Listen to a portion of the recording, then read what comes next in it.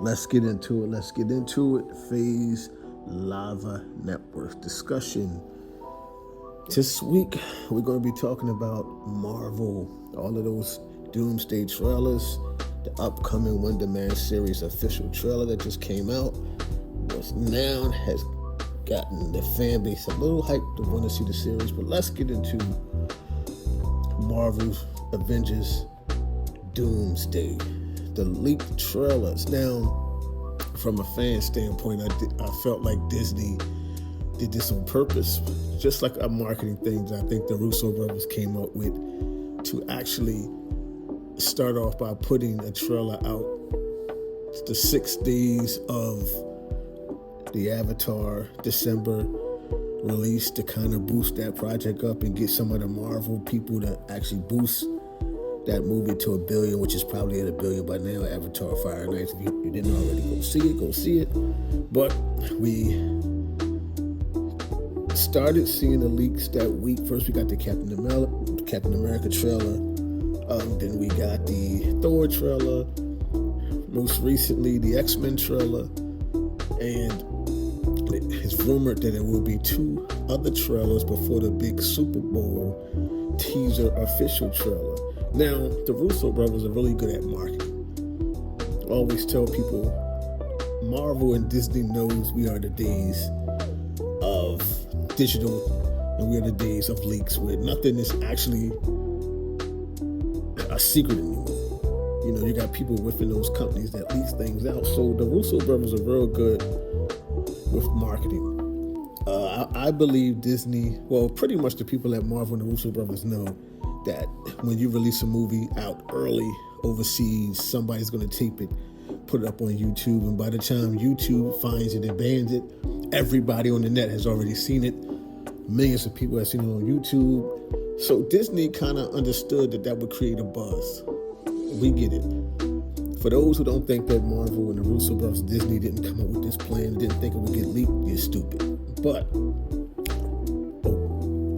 soon as those videos started leaking, Marvel decided, you know what, we're going to go ahead and put that Captain America, Steve Rogers teaser out of him riding on a motorcycle, taking the helmet off, going in the crib, pulling out the Captain America nostalgic uniform. Then a surprise, he had a baby. So those that are fans of Endgame knows that Steve Rogers went back and returned the stones. But he made a left turn and went back and had a life with Peggy. And who knows what happened. And then at the end of Endgame, you see old man Cap holding the shield, giving it to giving it to Mackie. And Mackie became next Captain America and we went on his run. So we all knew at some point that Steve Rogers would return. But one of the biggest things that I think some of the Marvel fans forgot was the little pit hole that was, you know, the multiverse saga was not all it wasn't a commercial billions of success like the other phases. People didn't give him a chance to introduce new characters. The Kang thing was kind of pretty much majors in his scam situation and Disney not really loving to have certain things attached to them, their properties. So that would kind of threw Marvel off a little bit, and they kind of didn't explain a few things, and people didn't really give Marvel a chance to introduce a lot of the new characters and didn't trust the process. So bringing the Russos back in was a good move, which I felt like they should have kept the Russo brothers around for a long time and continued that trend. But we all knew, if you are a big fan of Marvel, we all know Steve Rogers created something different. And this is what that trailer represented. And at some point, we all knew that Chris Evans was coming back to play Captain America, or at least Steve Rogers. Now, we haven't got by this time,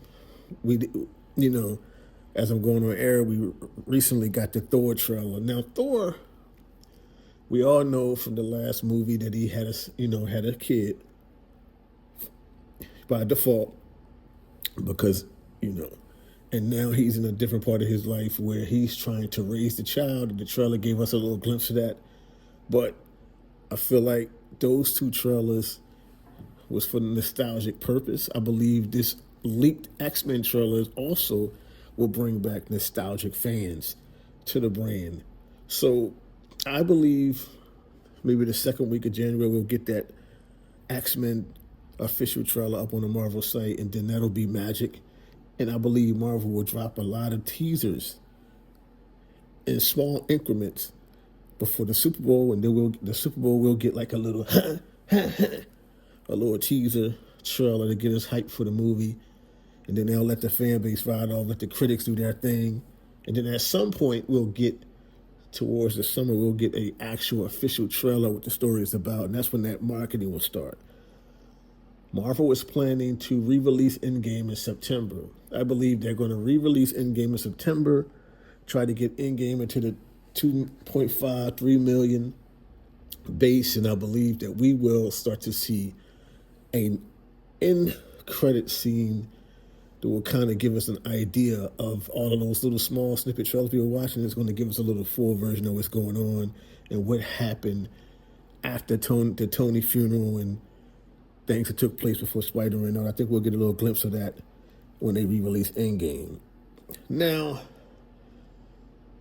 the TV shows have been hit and miss here and there. I think Ironheart was a good project, but they've been talking about this Wonder Man project for a long time. And we got a teaser not too long ago that pretty much showed the characters. They brought back the old terrorist character from Iron Man 3, but it pretty much looked a little bland, where it just showed him, preparing for an audition to play a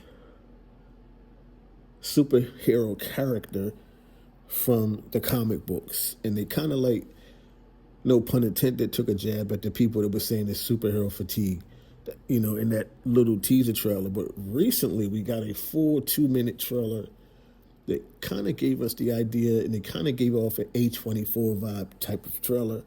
And it kind of made a big Marvel fan like me excited to want to see the project on January 27th. And it gave us a glimpse that this is a superhero film.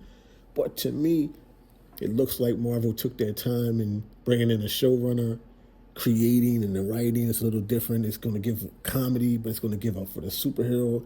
It's going to be something different than any of the Disney Plus shows. It's going to have a little more substance. This has now made me feel good about when I watch the episodes. I think Marvel is going to give us another trailer before a week or two before the series comes out. Going to give us a little deeper of the storyline of what's happening, and that's pretty much it. But I believe Marvel 2026 is going to be a big year for Disney, period. But I believe Doomsday is going to be something special, nostalgic, going to introduce us and really explode into what Secret Wars is going to be. And I believe Secret Wars is going to be split into 2 films. I believe we're going to get one in 2027 to get one in 2028. Before it's not going to, everybody keep talking about Marvel's going to do a reboot. It's going to be a reset, meaning all of those characters are going to be in the same world, and some characters are going to be played by new people, but we will not be getting a reboot of the main characters. Some are going to die. Some are going to go in different transitions. So until next time, people, see ya.